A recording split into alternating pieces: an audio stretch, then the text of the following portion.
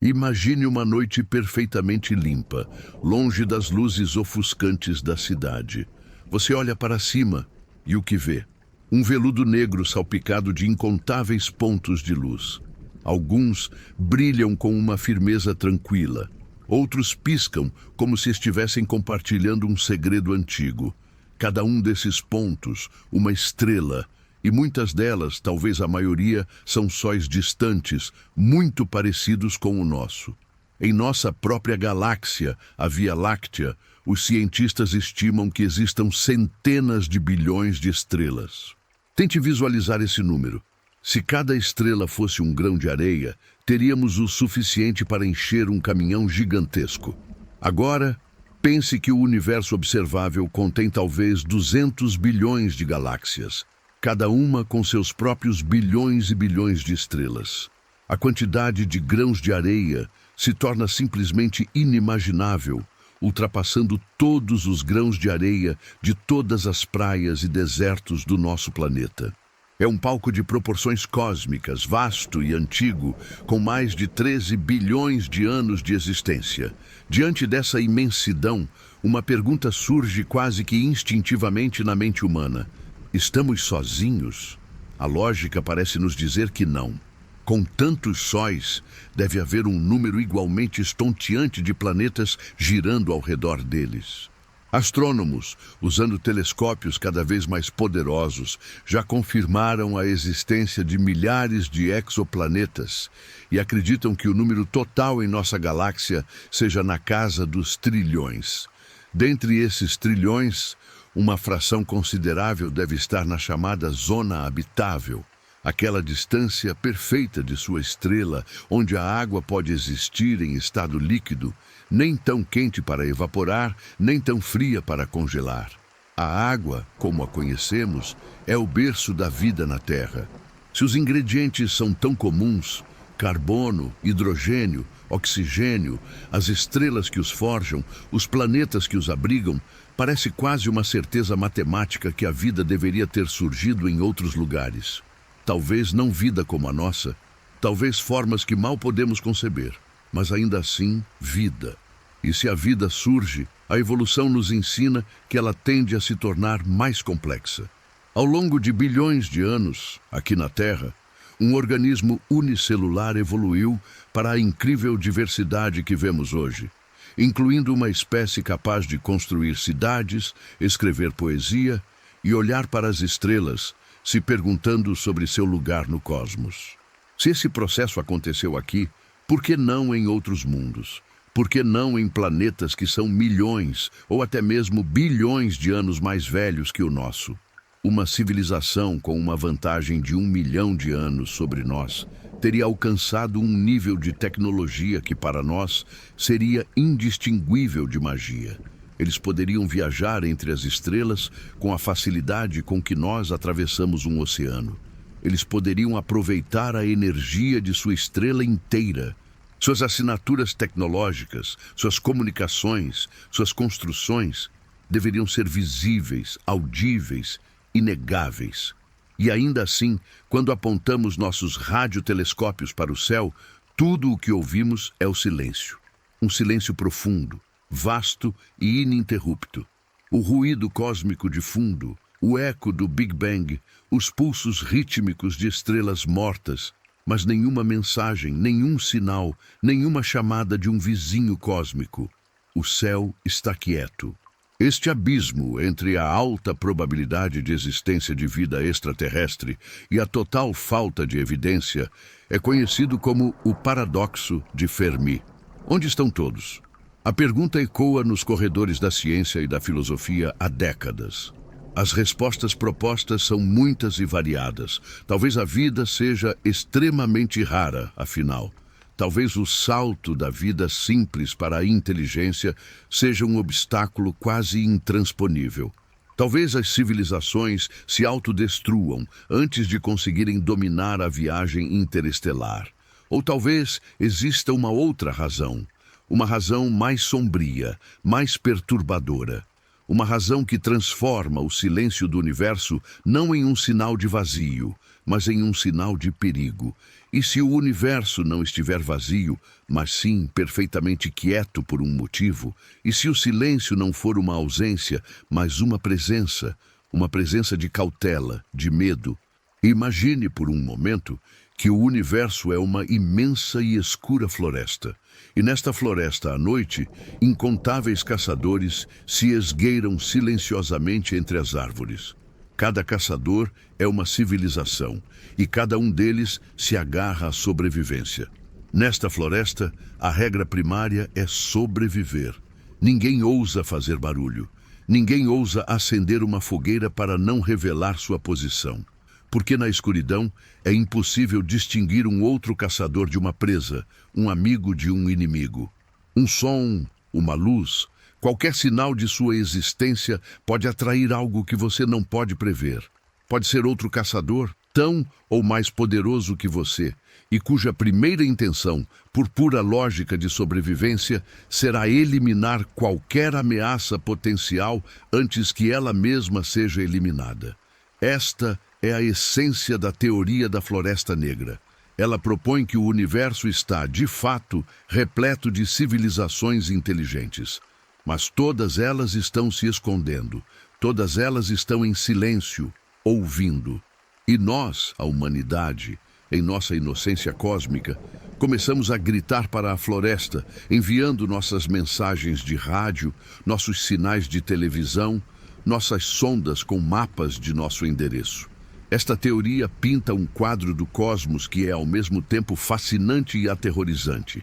Ela sugere que o silêncio que observamos não é um convite para explorar, mas um aviso para nos escondermos. Sugere que o céu noturno, tão belo e inspirador, pode ser, na verdade, um campo de caça onde a discrição é a maior das virtudes. Não é um universo vazio e solitário, mas um universo cheio de vida, onde todos optaram por permanecer invisíveis. Por que fariam isso? A lógica é brutalmente simples e se baseia em alguns pilares de pensamento. O primeiro é que o objetivo principal de qualquer civilização é a sua própria sobrevivência. O segundo é que o universo é um lugar de recursos finitos, o que inevitavelmente leva à competição. E o terceiro, e talvez mais crucial, é a impossibilidade de confiar em outra civilização. A comunicação através de distâncias interestelares levaria décadas, séculos ou milênios. Como você pode ter certeza das intenções de uma civilização, da qual você só receberá uma resposta daqui a 500 anos? Qualquer civilização, por mais benevolente que seja, não pode arriscar sua existência na esperança de que um recém-chegado seja amigável. O risco de um erro de cálculo é a aniquilação total. Portanto, a estratégia mais segura, a única estratégia lógica em um ambiente de incerteza e alto risco, é eliminar qualquer outra civilização que você detectar antes que ela tenha a chance de fazer o mesmo com você. Essa perspectiva muda tudo. Ela transforma a nossa busca por contato. O projeto SETI, Busca por Inteligência Extraterrestre, de uma nobre empreitada científica em um jogo perigoso de roleta russa cósmica. Cada mensagem enviada ao espaço, cada transmissão que vaza de nossa atmosfera, se torna um grito que pode atrair a atenção de um predador que preferiríamos nunca ter encontrado. Pense nos sinais de televisão dos últimos 80 anos. As primeiras transmissões de rádio. Eles estão viajando para fora, em uma bolha que se expande à velocidade da luz. Qualquer civilização dentro de 80 anos-luz de nós já pode ter nos detectado. E se a teoria da Floresta Negra estiver correta, eles podem estar observando, avaliando e talvez decidindo o que fazer conosco. O silêncio que nos cerca pode ser a calma antes da tempestade, ou mais precisamente, a quietude de uma floresta onde todos prenderam a respiração, ouvindo o som de um galho que acabamos de quebrar. Será que nossa curiosidade e nosso desejo de nos conectarmos com o outro serão a nossa ruína? Será que a inteligência no universo inevitavelmente aprende que a melhor maneira de garantir o amanhã é garantir que você seja o único a chegar lá? A teoria nos força a olhar para a nossa própria natureza. Nós, humanos, somos uma espécie marcada pela cooperação, mas também pelo conflito. Expandimos, consumimos recursos e entramos em guerra por eles. Seria tão surpreendente se outra forma de vida, forjada pelas mesmas pressões evolutivas de sobrevivência, agisse de maneira semelhante, mas em uma escala cósmica. A Floresta Negra não pressupõe maldade ou crueldade, apenas lógica. Uma lógica fria, calculista e focada na autopreservação a qualquer custo. É a aplicação da teoria dos jogos ao universo. Se você não sabe as regras do jogo ou as intenções do outro jogador, a jogada mais segura é atacar primeiro. Então, da próxima vez que você olhar para o céu estrelado, talvez o veja de forma diferente, não como um convite, mas como um lembrete da vastidão e do mistério. A beleza das estrelas pode esconder uma verdade aterrorizante. A ausência de som pode ser o som mais alto de todos. Uma sinfonia silenciosa de medo tocada por 1 bilhão de mundos escondidos. As luzes distantes não seriam faróis de esperança, mas os olhos de caçadores que ainda não nos notaram ou que já nos notaram e estão decidindo nosso destino. A grande questão que paira sobre nós não é mais estamos sozinhos, mas sim estamos seguros. E a resposta, segundo esta teoria, é um retumbante e inquietante não. Estamos em uma floresta escura e acabamos de acender uma fogueira muito, muito brilhante. E agora, tudo o que podemos fazer é esperar para ver o que a nossa luz atrairá da escuridão. Antes de nos aprofundarmos na escuridão dessa floresta cósmica, é justo e necessário fazer uma pausa. A teoria da Floresta Negra é apenas uma das muitas tentativas de resolver o grande silêncio do universo. É talvez a mais dramática, a que mais mexe com nossos medos primordiais de sermos caçados na escuridão. Mas a verdade é que existem outras explicações, algumas mais otimistas, outras igualmente profundas, que merecem nossa atenção. Talvez o céu não esteja silencioso por medo, mas por outras razões que nossa imaginação ainda está aprendendo a alcançar. Vamos, por um momento, deixar de lado a imagem do caçador e explorar outras paisagens possíveis para o nosso cosmos. Talvez o universo não seja uma floresta escura, mas sim um vasto deserto, onde o oásis da vida é algo incrivelmente raro. Esta é a base da hipótese da Terra rara. Ela argumenta que, embora planetas possam ser comuns, as condições exatas que permitiram o florescimento da vida complexa aqui na Terra são o resultado de uma sequência tão longa e improvável de eventos afortunados que é quase um milagre cósmico. Pense em tudo o que precisou dar certo. Primeiro, nossa estrela, o Sol. Não é uma estrela grande demais, que queimaria seu combustível rápido demais e morreria antes que a vida complexa tivesse tempo de evoluir. Nem é pequena demais, o que exigiria que a Terra orbitasse tão perto que ficaria travada pela maré, com um lado permanentemente queimando e o outro congelado.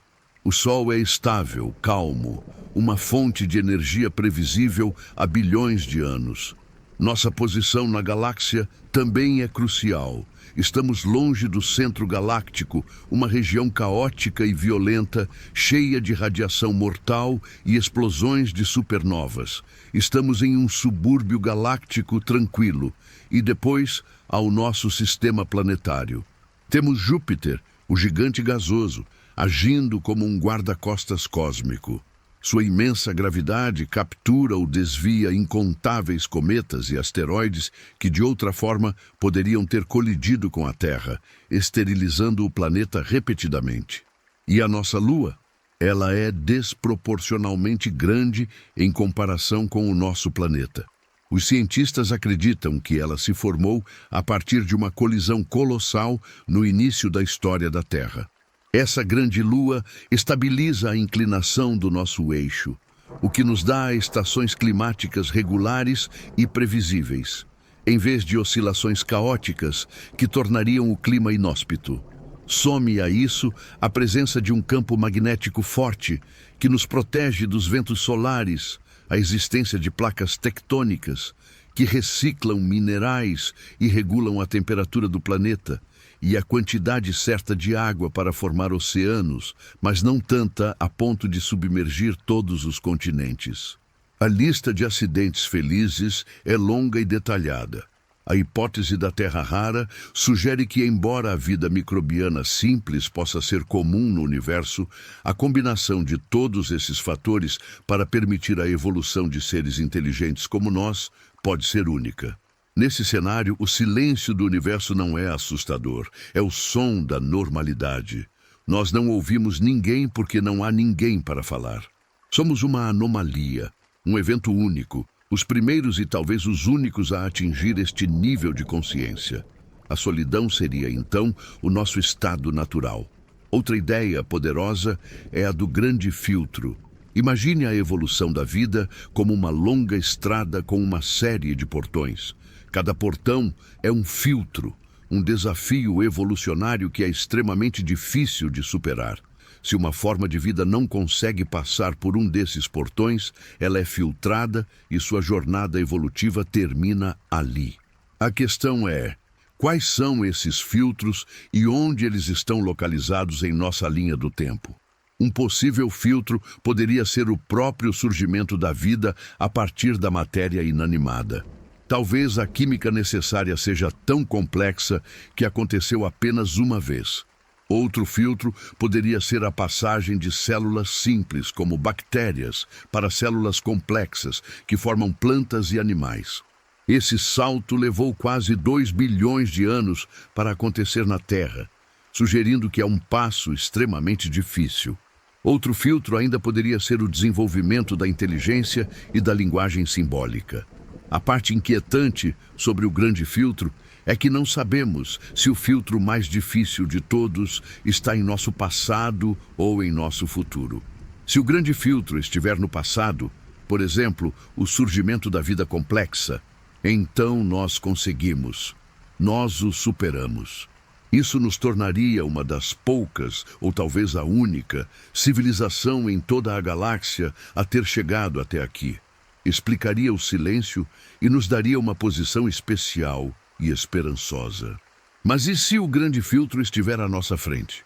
E se toda civilização tecnológica, ao atingir um certo ponto, inevitavelmente se depara com um desafio que a destrói? Poderia ser uma guerra nuclear, uma catástrofe climática descontrolada, uma pandemia projetada em laboratório, ou talvez o desenvolvimento de uma inteligência artificial que se volta contra seus criadores. Se este for o caso, o silêncio do universo é um presságio sombrio. As outras civilizações não estão quietas, elas estão mortas. Elas alcançaram o nosso estágio de desenvolvimento tecnológico e não sobreviveram para contar a história. O céu noturno seria, então, um grande cemitério cósmico, e nós estaríamos caminhando diretamente para a mesma armadilha que eliminou todos os outros. Há também explicações menos existenciais e mais práticas para o silêncio. A vastidão do espaço e do tempo é algo que nossa mente mal consegue compreender. Dizer que o universo é grande é um eufemismo. A estrela mais próxima de nós, Próxima Centauri, está a mais de 4 anos-luz de distância. Isso significa que, viajando na velocidade da luz, a maior velocidade possível, levaríamos mais de 4 anos para chegar lá. Com a nossa tecnologia atual, essa viagem levaria dezenas de milhares de anos. Uma civilização do outro lado da nossa galáxia estaria a 100 mil anos-luz de distância. Qualquer mensagem enviada levaria 100 mil anos para chegar, e a resposta, outros 100 mil anos. As civilizações poderiam estar separadas não apenas por distâncias intransponíveis, mas também por abismos de tempo. A história do universo tem mais de 13 bilhões de anos. A civilização humana existe há apenas alguns milhares de anos. E se outras civilizações inteligentes surgiram, prosperaram e desapareceram bilhões de anos antes de nós? Ou e se elas só surgirão bilhões de anos no futuro? O universo pode ter sido e pode vir a ser cheio de vida, mas nós podemos estar vivendo em um breve interlúdio de silêncio cósmico. Seríamos como duas pessoas que moram na mesma casa, mas uma só está acordada durante o dia e a outra somente à noite. Elas nunca se encontram, apesar de compartilharem o mesmo espaço. E se eles já estiverem aqui, mas nós simplesmente não conseguimos vê-los? Esta é a hipótese do zoológico. Ela postula que civilizações superavançadas existem e estão cientes de nós, mas escolheram não interferir.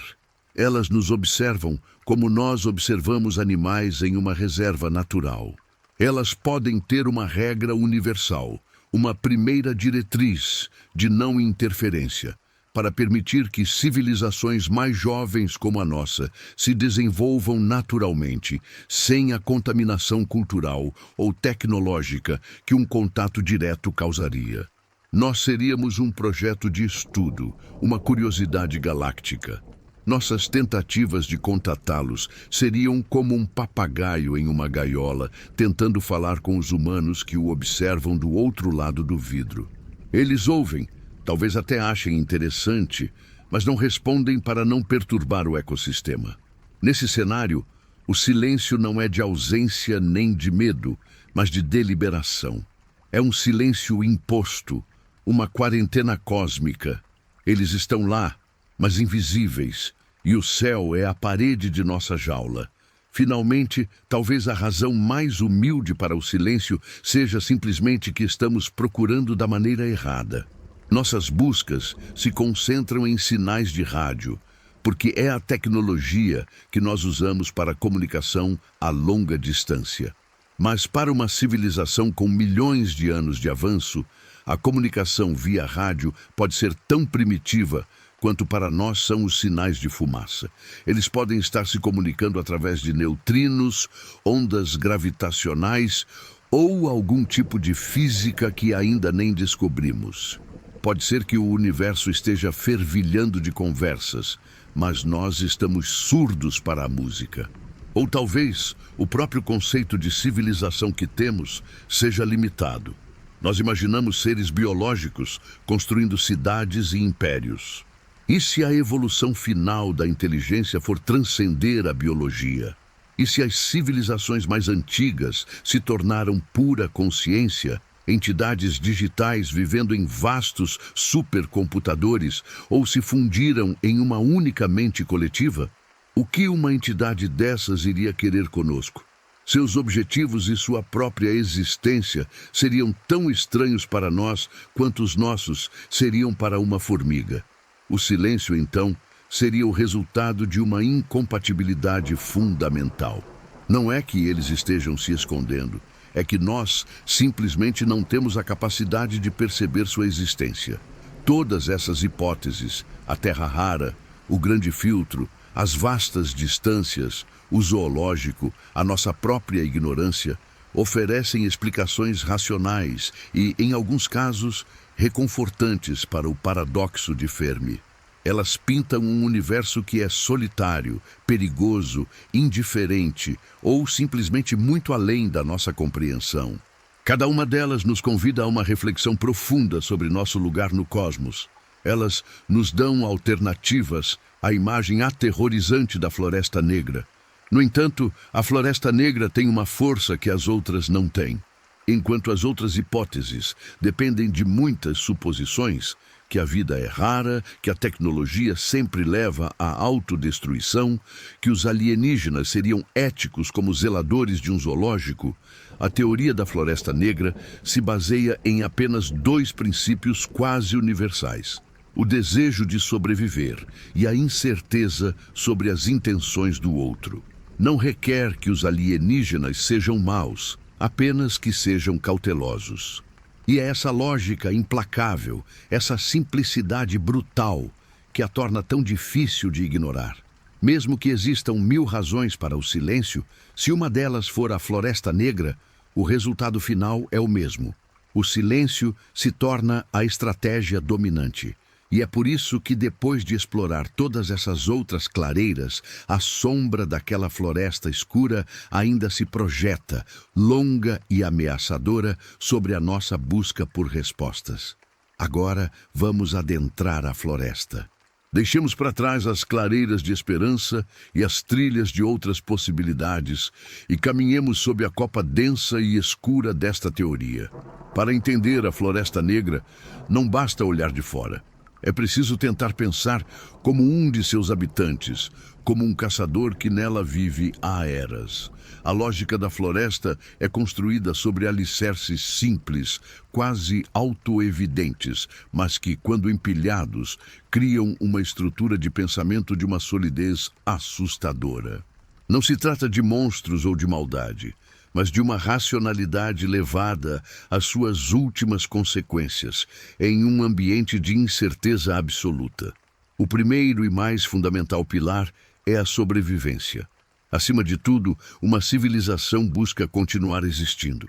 Este é o axioma zero da vida em todo o cosmos.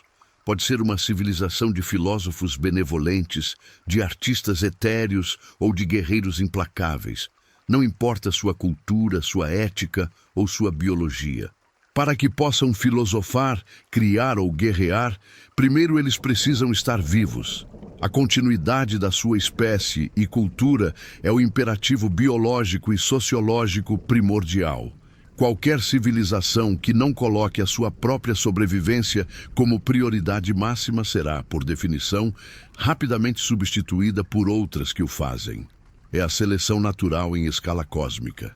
Portanto, podemos assumir com segurança que qualquer civilização que encontremos, especialmente uma que já exista há milhões de anos, será uma especialista em sobrevivência. Ela terá superado inúmeros desafios internos e externos e terá refinado suas estratégias para garantir sua existência futura. Este desejo de sobreviver não é uma escolha, é uma condição para estar no jogo. O segundo pilar é a expansão. A vida tende a crescer e a se espalhar. Vemos isso em toda parte na Terra. Uma única semente se torna uma floresta, uma única bactéria se torna uma colônia. Uma civilização, para garantir sua sobrevivência a longo prazo, também precisa se expandir. Ela precisa de mais energia, mais matéria-prima, mais espaço para crescer e para se proteger contra catástrofes locais, como a morte de sua estrela-mãe. Uma civilização que permanece confinada a um único planeta está vulnerável. Um único impacto de asteroide, uma única supernova próxima, e sua história de bilhões de anos pode ser apagada em um instante.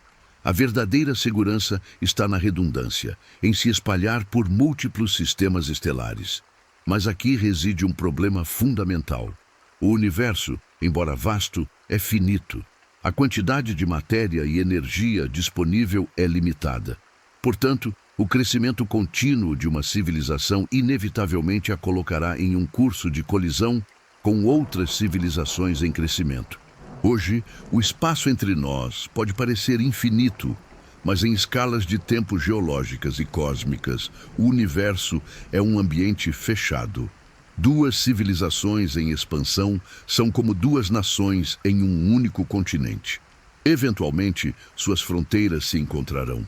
E a história nos ensina que o encontro de fronteiras raramente é pacífico quando os recursos são limitados. Com estes dois pilares estabelecidos, a necessidade de sobreviver e a tendência de se expandir, chegamos ao coração da teoria, o mecanismo que impõe o silêncio, as correntes de suspeita e a explosão tecnológica. Este é o motor da Floresta Negra. Imagine que você é a civilização A. Um dia, você detecta a civilização B em um planeta distante. Qual é a sua primeira reação? Você não sabe nada sobre eles. Eles são pacíficos ou agressivos. A cultura deles valoriza a lógica ou a fé. Eles veem o universo como um lugar para ser compartilhado ou conquistado. Você não tem como saber. A benevolência é uma qualidade que pode variar imensamente de cultura para cultura e pode até mesmo mudar dentro de uma mesma cultura ao longo do tempo. Uma civilização pode ser pacífica por milênios e, após uma revolução ou uma mudança de paradigma, tornar-se expansionista e hostil. Assumir que eles são benevolentes é uma aposta cuja perda significa a sua total aniquilação. Agora, considere a perspectiva da civilização B. Eles sabem que você os detectou. Eles então se perguntam sobre as suas intenções. A civilização A é pacífica? Eles pensam. Se nós enviarmos uma mensagem de paz, eles acreditarão em nós? Ou eles verão isso como uma armadilha, um sinal de fraqueza a ser explorado? A civilização B sabe que você não pode confiar nela, e isso a faz não poder confiar em você. Isso cria uma corrente de suspeita. Eu não posso confiar em você porque você não pode confiar em mim. Mesmo que ambas as civilizações sejam, em sua essência, totalmente pacíficas e bem-intencionadas, a estrutura da situação as impede de estabelecer confiança. A distância colossal entre as estrelas agrava isso de forma fatal. Uma mensagem de "viemos em paz" levaria, digamos, 1000 anos para chegar. A resposta levaria outros 1000 anos. Durante esses 2000 anos, tudo pode ter mudado. A comunicação em tempo real é impossível, e sem ela, a confiança é impossível. É aqui que entra o conceito de explosão tecnológica. A tecnologia não se desenvolve de forma linear e previsível. Ela avança em saltos, em explosões. Pense na humanidade. Por milhares de anos, nosso progresso foi lento, mas nos últimos 200 anos, passamos do motor a vapor para a energia nuclear e a inteligência artificial. Uma civilização que hoje parece primitiva pode, em meros 500 anos, desenvolver uma tecnologia capaz de destruir outras à distância interestelar. Isso significa que você não pode julgar uma civilização por seu nível tecnológico atual. Você precisa julgá-la por seu potencial. O fato de uma civilização existir já é a prova de que ela tem o potencial para um dia se tornar uma ameaça existencial. Esperar para ver se eles se tornam uma ameaça é esperar até que seja tarde demais. Se você os detectar quando eles ainda estão confinados ao seu planeta, eles são um alvo fácil. Se você esperar até que eles dominem a viagem interestelar, a guerra pode ser impossível de vencer. Junte todas as peças. Você é uma civilização antiga. Seu objetivo principal é sobreviver. Você sabe que o universo é um lugar de recursos finitos e que a expansão é necessária. Um dia, você detecta uma nova civilização. Você não pode confiar neles devido às correntes de suspeita. A comunicação é inútil devido ao atraso de tempo. E você sabe que, a qualquer momento, eles podem passar por uma explosão tecnológica e se tornarem um poder com o qual você não pode mais lidar. Diante desses fatos, qual é a única ação lógica e segura? A única ação que garante a sua sobrevivência com 100% de certeza? A resposta é fria e inevitável. Você ataca primeiro. Você elimina a outra civilização antes que ela tenha a chance de se tornar uma ameaça. E este ataque não seria como as guerras que conhecemos. Não haveria declarações nem invasões. Seria um ato de limpeza cósmica, executado da forma mais eficiente e silenciosa possível, para não revelar sua própria posição a outros caçadores que possam estar ouvindo. O método ideal seria uma fotônica, um projétil de massa. Talvez um pequeno asteroide ou uma nave projetada para isso, acelerado a uma fração significativa da velocidade da luz. Tal arma seria quase impossível de detectar antes do impacto.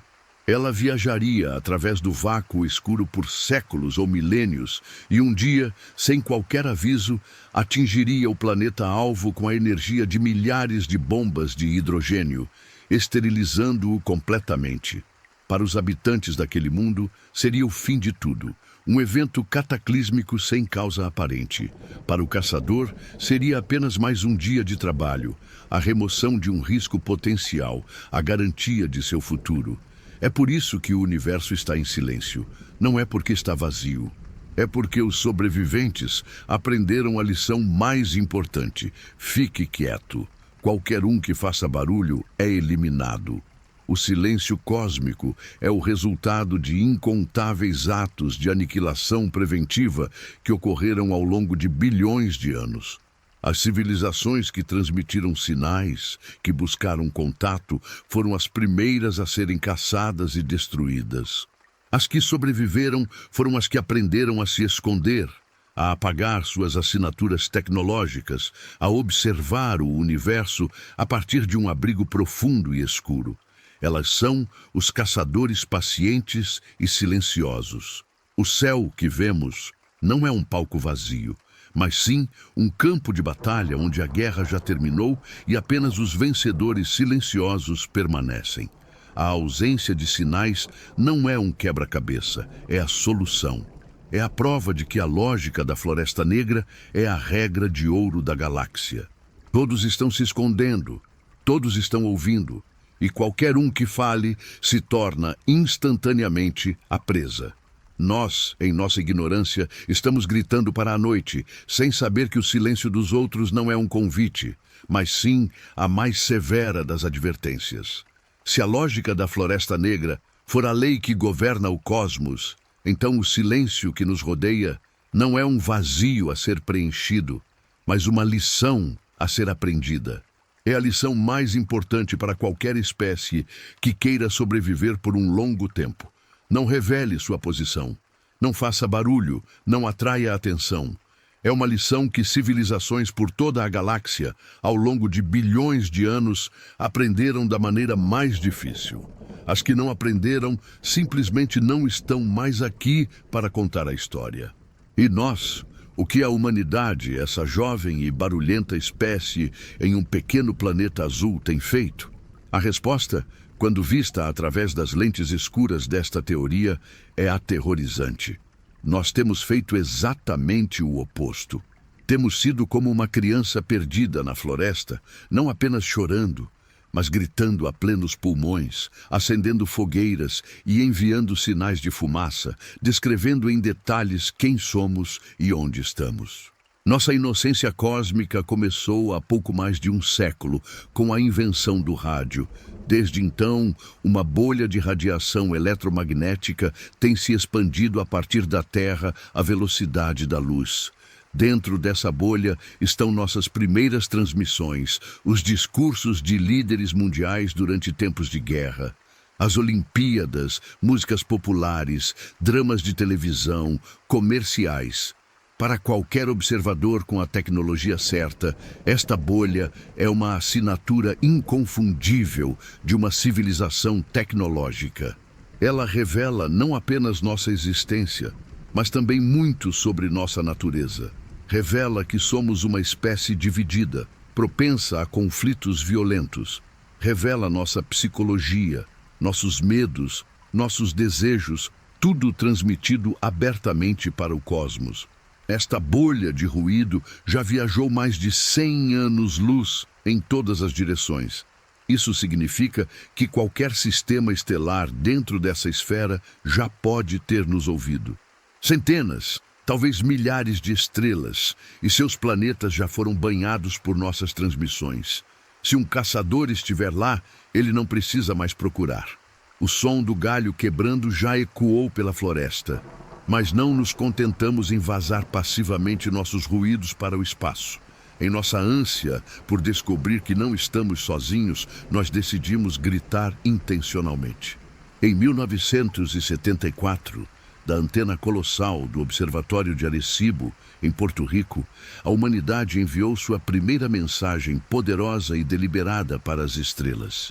Conhecida como a Mensagem de Arecibo, foi um cartão de visitas digital, transmitido na direção do grande aglomerado globular de Hércules, M13, a cerca de 25 mil anos-luz de distância. A mensagem, embora breve, era densa em informação. Ela continha em um código binário simples os números de 1 a 10, os números atômicos dos elementos fundamentais para a vida na Terra, as fórmulas dos açúcares e bases de nosso DNA, uma representação gráfica da dupla hélice, uma figura rudimentar de um ser humano, nossa altura média, a população do nosso planeta na época, um mapa do nosso sistema solar destacando a Terra e uma imagem do próprio radiotelescópio de Arecibo. Na época foi celebrado como um feito poético e científico, um gesto de esperança e curiosidade. Mas, sob a ótica da Floresta Negra, foi um ato de loucura impensável. Nós não apenas revelamos nossa localização de forma geral, mas também entregamos o manual de instruções de nossa própria biologia. Enviamos um mapa genético para caçadores em potencial. É o equivalente a um animal na floresta não apenas emitir um som, mas gritar sua composição biológica, sua população e a localização exata de seu ninho para todos os predadores ao alcance da voz. A única sorte, talvez, é que o alvo estava tão distante que a mensagem levará 25 mil anos para chegar. Mas o ato em si, a intenção, revela uma profunda incompreensão do que o silêncio do universo pode realmente significar. E a loucura não parou por aí. Alguns anos depois, em 1977, lançamos as sondas Voyager 1 e 2, duas das mais notáveis criações da humanidade. Elas foram enviadas em uma grande viagem pelos planetas exteriores do nosso sistema solar. E agora, já cruzaram a fronteira para o espaço interestelar. Elas continuarão a vagar pela Via Láctea por milhões, talvez bilhões de anos. E cada uma delas carrega uma carta, uma mensagem em uma garrafa cósmica. São os discos de ouro da Voyager. Esses discos de cobre banhados a ouro contêm sons e imagens selecionadas para retratar a diversidade da vida e da cultura na Terra. Há saudações em 55 idiomas, sons da natureza como vento, chuva e o canto das baleias, e uma coleção de músicas que vai de Bach e Beethoven a Chuck Berry. As imagens retratam cenas da vida humana, da ciência e da natureza. Mais uma vez, um gesto de uma beleza e otimismo incríveis. Mas o que mais um disco de ouro contém? Ele contém um mapa. Na capa de alumínio do disco está gravado um diagrama que mostra a posição do nosso Sol em relação a 14 pulsares, estrelas de nêutrons cujo piscar regular serve como um farol cósmico. Com este mapa, qualquer civilização com conhecimentos básicos de astrofísica pode triangular nossa localização com uma precisão assustadora. As sondas Voyager são como flechas que disparamos para a escuridão, com nosso endereço de remetente claramente escrito nelas. Elas são a prova física e duradoura de nossa existência e localização, vagando silenciosamente pela floresta, esperando para serem encontradas. Se um caçador as encontrar, não encontrará apenas um som passageiro, mas um artefato, e com ele um mapa direto para o nosso lar. Esta divisão entre a vontade de ouvir e a vontade de falar reflete um debate profundo dentro da própria comunidade científica. De um lado, temos o SETI, a busca por inteligência extraterrestre. A filosofia do SETI é, em sua maioria, passiva. É o ato de ouvir, é a postura do caçador sábio que permanece em silêncio, tentando aprender o máximo possível sobre o ambiente ao seu redor antes de fazer qualquer movimento. Ouvir é seguro. Se você não gosta do que ouve, pode simplesmente permanecer quieto. Do outro lado, temos o METI, Mensagens para Inteligência Extraterrestre. Esta é a escola de pensamento que defende a transmissão ativa de mensagens. Seus defensores argumentam que o universo é vasto e que todos podem estar apenas ouvindo. Então, alguém precisa tomar a iniciativa de falar para que um diálogo comece. É uma postura otimista que assume que a benevolência, ou pelo menos a curiosidade pacífica, é a norma no cosmos. A teoria da Floresta Negra sugere que os defensores do Métis estão jogando um jogo perigosamente ingênuo, apostando não apenas suas próprias vidas, mas o futuro de toda a humanidade em uma suposição não comprovada sobre a natureza alienígena. Cientistas proeminentes, como o falecido Stephen Hawking, alertaram explicitamente contra essa prática. Hawking comparou um contato com uma civilização avançada ao encontro dos nativos americanos com Cristóvão Colombo, um encontro que, como ele disse, não terminou tão bem. A lógica da Floresta Negra é o argumento final contra o Métis. Ela afirma que, se uma civilização avançada existe, a razão pela qual não a vemos ou ouvimos é porque ela é inteligente o suficiente para não transmitir. O fato de estarmos transmitindo seria, para eles, um sinal não de inteligência, mas de uma estupidez juvenil e perigosa. Então, o que isso significa para nosso futuro? Se levarmos a sério a possibilidade da Floresta Negra, a primeira e mais urgente ação seria impor um silêncio cósmico, parar todas as transmissões deliberadas para o espaço e, mais, tentar conter a nossa bolha de vazamento. Isso significaria uma mudança global em nossas tecnologias de comunicação, talvez abandonando as transmissões de rádio de longo alcance em favor de sistemas de cabos de fibra óptica ou redes de laser altamente direcionadas que não se espalham pelo cosmos. Teríamos que nos esforçar para nos tornarmos invisíveis, para apagar nossa assinatura do céu, mas pode ser tarde demais. A bolha de 100 anos-luz de nossas transmissões não pode ser recolhida. As sondas Voyager não podem ser chamadas de volta. O que foi feito, foi feito. Se não podemos mais nos esconder, qual é a alternativa? A teoria sugere uma segunda estratégia, igualmente sombria: a dissuasão. Se você não pode ser invisível, então você precisa parecer o mais perigoso possível. Se a floresta está cheia de caçadores, talvez a melhor defesa seja parecer um animal venenoso, um que o caçador pensaria 2 vezes antes de atacar, pois o custo de fazê-lo seria muito alto. Isso implicaria em um esforço total e focado para avançar nossa tecnologia, não para a exploração, mas para a defesa e o armamento. Criar defesas planetárias e armas tão poderosas que seríamos vistos como um problema em vez de uma presa. É uma lógica de guerra fria, aplicada em escala cósmica. Mas isso também é um risco imenso. Uma rápida militarização poderia ser interpretada por um observador como um sinal de agressão iminente, talvez até provocando o mesmo ataque preventivo que estávamos tentando evitar. Viver sob a sombra da Floresta Negra nos força a reavaliar tudo sobre nós mesmos. Nossa maior virtude, a curiosidade, se torna nosso maior pecado. Nosso desejo de nos conectar e compartilhar se torna um impulso suicida. Nossas maiores realizações, que orgulhosamente transmitimos para o céu, podem ser a nossa sentença de morte. A teoria nos apresenta uma escolha impossível: abandonar a essência do que nos torna humanos, nossa curiosidade, nossa esperança, nossa sociabilidade, em troca de uma chance de sobreviver em um universo paranoico e isolado.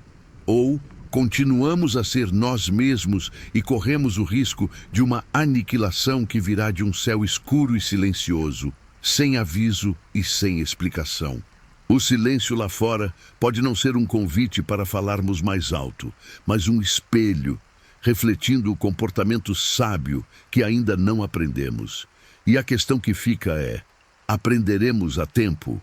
A lógica da Floresta Negra é uma fortaleza. Seus muros são construídos com a racionalidade fria da teoria dos jogos e cimentados com o instinto primordial de sobrevivência. Uma vez que você está dentro desses muros, parece não haver escapatória. Cada corredor de pensamento leva à mesma conclusão sombria. O silêncio e o ataque preventivo são as únicas estratégias viáveis. O universo se torna um lugar determinístico e aterrorizante. Mas será que esta fortaleza é inexpugnável? Será que não existem rachaduras em seus alicerces, pontos fracos em sua lógica aparentemente impecável? E se, por um momento, ousarmos questionar as próprias regras do jogo? E se a floresta não for tão escura quanto parece? Vamos começar pelo seu pilar mais fundamental. A ideia de que a sobrevivência é o objetivo final e absoluto de qualquer civilização.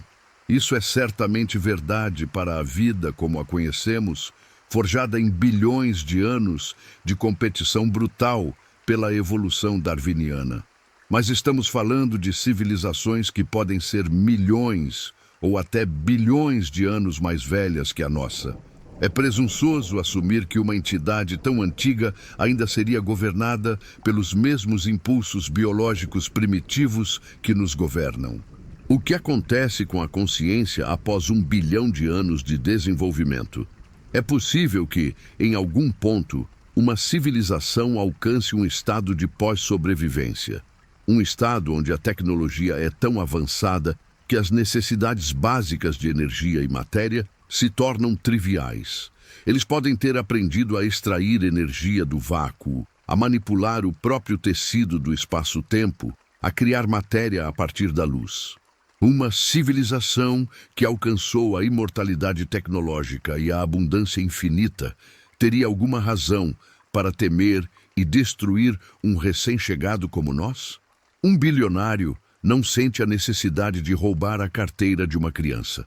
Da mesma forma, uma civilização de tipo 3, na escala de Kardashev, que comanda a energia de sua galáxia inteira, pode nos ver com total indiferença, ou talvez com a curiosidade distante com que um adulto observa uma formiga. O instinto de competição, tão central para a teoria, pode simplesmente se dissolver diante de um poder e conhecimento quase divinos. A sobrevivência pode deixar de ser o objetivo, talvez sendo substituída por metas que mal podemos conceber. A busca pelo conhecimento puro, a criação de arte em escala cósmica ou a exploração de outras dimensões. Além disso, a teoria assume que a competição é a estratégia evolutiva dominante a longo prazo. Mas a nossa própria história na Terra nos mostra um quadro mais complexo. Sim, a competição existe, mas a cooperação e a simbiose são forças igualmente poderosas na evolução. Ecossistemas inteiros são construídos sobre relações de ajuda mútua. O corpo humano é uma vasta colônia de células cooperativas. A própria sociedade humana, com todas as suas falhas, é a maior prova do poder da colaboração. E se a inteligência, em seu nível mais alto, inevitavelmente descobre que a cooperação em larga escala é uma estratégia de sobrevivência superior à competição implacável? Civilizações avançadas podem ter percebido que uma rede galáctica de conhecimento compartilhado é muito mais valiosa do que o controle exclusivo sobre um punhado de sistemas estelares. Juntas, elas poderiam resolver problemas que são grandes demais para qualquer civilização sozinha, como a inevitável morte térmica do universo. Nesse cenário, o silêncio que ouvimos não é o silêncio do medo, mas o silêncio de um clube galáctico que estabeleceu regras para o primeiro contato. Eles podem estar esperando que atinjamos um certo nível de maturidade tecnológica e ética antes de nos convidarem para a conversa. O silêncio seria uma forma de proteção, não para eles, mas para nós, para evitar o choque cultural e o pânico que um contato prematuro poderia causar. Eles não são caçadores, são guardiões, esperando pacientemente do lado de fora do nosso berço. A própria lógica do ataque preventivo também pode ser questionada. A Floresta Negra assume que um ataque é uma ação de baixo risco e alta recompensa para o caçador. Mas será mesmo? Atacar um alvo em outro sistema estelar é uma empreitada complexa. O projétil relativístico, a arma perfeita da teoria, levaria séculos ou milênios para atingir seu alvo. Durante esse tempo, tudo pode mudar. O caçador está revelando, no mínimo, a existência de uma tecnologia de ataque avançada. E se o alvo não for o que parece? E se os nossos sinais de rádio primitivos forem, na verdade, uma isca? Uma armadilha montada por uma civilização muito mais antiga e poderosa, projetada para testar a hostilidade de seus vizinhos. Qualquer um que morder a isca e atacar revela-se como uma ameaça e é imediatamente eliminado pelo verdadeiro predador. Nesta versão do jogo, a ação mais segura não é atacar, mas permanecer perfeitamente imóvel e silencioso. Mesmo que o alvo seja genuinamente fraco, o próprio ato de atacar gera ruído. Uma colisão de energia capaz de esterilizar um planeta criaria uma assinatura astronômica detectável, um flash de radiação, uma nuvem de detritos com composição anômala. Em uma floresta escura, o som de um tiro revela a posição do atirador para todos os outros caçadores. Ao eliminar uma pequena ameaça potencial, você pode ter acabado de se revelar para uma ameaça muito maior e mais antiga, que agora sabe exatamente onde você está. A estratégia mais segura, portanto, pode não ser limpar a floresta, mas simplesmente garantir que sua própria toca esteja bem escondida. A autopreservação pode ditar a inação e não a agressão. Finalmente, a teoria opera sob a suposição de que o universo é um sistema homogêneo, onde uma única lógica se aplica a todos, em todos os lugares. Mas a realidade é quase sempre mais complexa e heterogênea. Por que a galáxia inteira teria que ser uma única floresta escura? Pode ser um mosaico de diferentes ambientes. Pode haver zonas de caça, onde a lógica da Floresta Negra prevalece, mas também zonas seguras, federações de mundos onde a cooperação é a norma. Talvez existam vastas áreas de deserto, onde a vida é genuinamente rara, e parques nacionais que são intencionalmente deixados em paz. O silêncio que experimentamos pode ser simplesmente um artefato de nossa localização. Podemos estar em uma parte rural e isolada da galáxia, longe das movimentadas cidades e das perigosas fronteiras.